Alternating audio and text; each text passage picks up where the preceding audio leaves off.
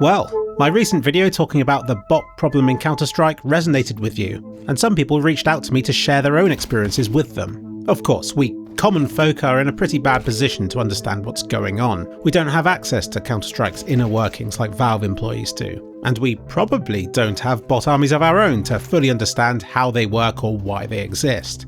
Special thanks to Aiden, who reached out to me and has been tracking hundreds of bot accounts over the last few months to try and understand their behaviour better. Here you can see a spreadsheet, sometimes adding extra details to accounts if they do something unusual, like have a major service medal or high Premier ratings. On a 30k Premier account! Whenever he plays deathmatch or aim training, he adds any bots he's encountered into a database, which lets him track their behaviour and to see if he encounters them again or if they eventually get banned at some point. And his findings so far have been really interesting. What he does, he mutes the bots, which helps inform him in future games if he's put on a server with that same bot again. Although he notes that most of the time he's up against new bot profiles, which hints at the massive scale of this problem, but occasionally he will encounter the same bot again, sometimes months after the previous encounter. I've been wary of assuming why these bots exist. Some people are confidently stating they're to farm cases, of which I'm sure is one of the major reasons they're being used. The idea behind this is that they're used to grind drops that they can sell for money.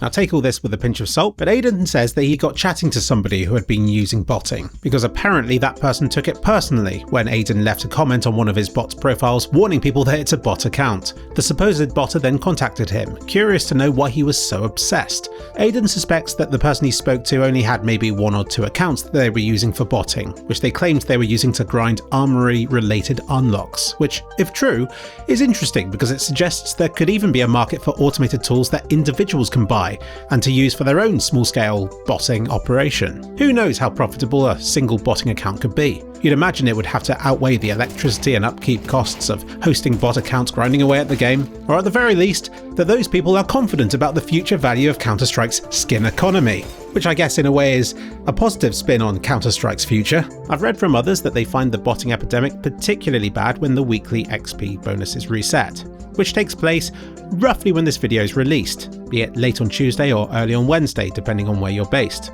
So if this video is fresh and you load the game up, then the botting situation might be even worse than normal on the deathmatch servers.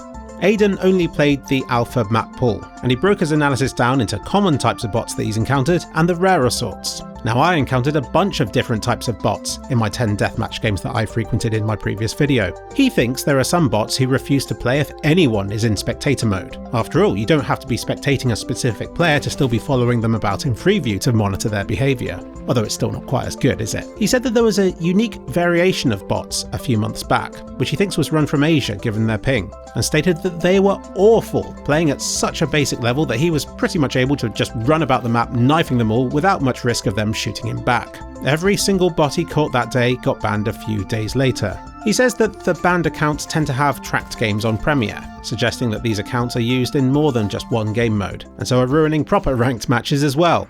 A lot of the bots he's tracking have a custom Steam name containing a common first name followed by some random numbers, which makes them a little easier to detect, and that they have other games that they've played in their Steam account, typically free and obscure titles like the clicker game Banana, which might have been last played by the bot several months or even years prior.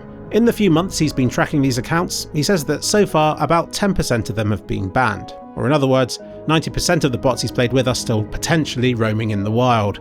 Not great, and that percentage increases further if you ignore the rubbishy Asian botnet that all got banned, or accounts with generic game bans rather than ones that were dished out specifically for their behaviour in CS2. And he thinks there's a super rare variant of bot that looks super legit, almost as though they're a player on a touchpad, though says that if you spectate them for long enough they'll eventually do some weird mouse flick that doesn't make any sense. So it could be that this is a rare kind of bot. Or maybe these bots are everywhere, but they're just difficult to detect. Or maybe they are just new players on a touchpad. Ultimately, isn't that what bot accounts aspire to be? To behave similarly enough to a real, unskilled person that it makes it risky to ban the bots, just in case innocent players get caught as collateral. Ultimately, it makes sense that these bots are used to grind drops, and to level up accounts to sell onto cheaters needing new accounts. But I still believe there could be other reasons for their existence, namely to test Valve's anti-cheat measures. By having bots with varying aim and movement styles, it would help cheat makers to identify the cutoffs of any AI-related VAC detection systems, and to track how it evolves over time.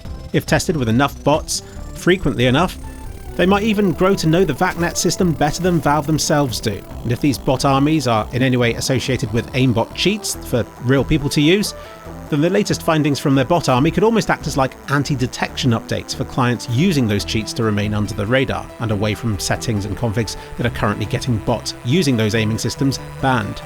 I also believe, intentionally or unintentionally, that wide-scale bot usage will muddy the waters by training VACnet on so many bot accounts that it can't be sure what's human behaviour anymore, which I imagine would also be of value to cheat makers hoping to mask their cheats from the AI-driven VACnet system. These bot armies can also be used to mass vote kick real players, maybe even to report the real players for cheating to ruin the trust factor system in a petty, know you kind of way. This botting problem has been around for quite a while. It's an unintended side effect of how Counter-Strike's skin economy works, and how the game attempts to draw people back again and again by encouraging the grind. According to Steam charts, Counter-Strike 2 is the most played game on Steam. But how many of those are real people?